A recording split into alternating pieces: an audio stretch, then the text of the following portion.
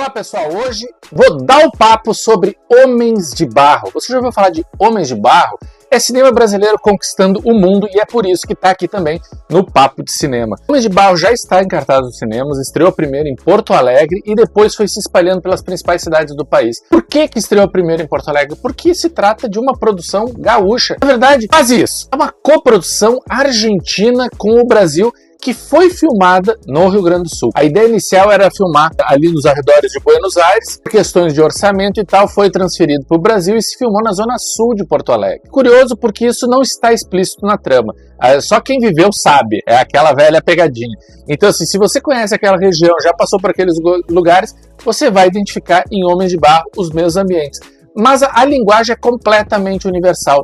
Qualquer canto do Brasil, se você for assistir a Homens de Barro, você vai se sentir identificado com essa história de amor, uma história de paixão, uma história de desejo, uma história de rixas familiares, com uma pegada LGBT. Porque se tratam de dois meninos, né, interpretados pelo João Pedro Prats e pelo Gui Malman, se apaixonam, apesar das rixas, da rivalidade, brigas seculares dos seus pais e antepassados. Tá lembrando com alguma coisa, né? Claro, você deve estar fazendo a referência com Romeu e Julieta, William Shakespeare, e que é, assumidamente, uma referência para a diretora Angelina Stein, que estreia na direção com Homens de Barro. Bom, mas quem é Angelisa Stein?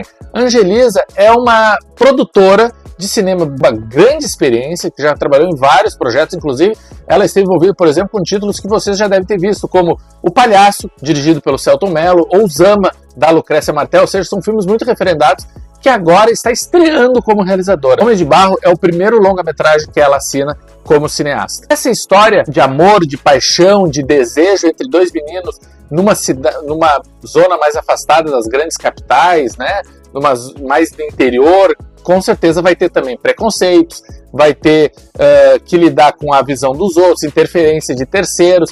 Não vai ser fácil para eles assumir essa atração, esse desejo que eles sentem um pelo outro. O filme está, como eu falei, já em cartaz no Brasil inteiro e está começando a dar os seus primeiros passos internacionais. Para vocês terem uma ideia, foi selecionado para um festival de cinema queer na Austrália.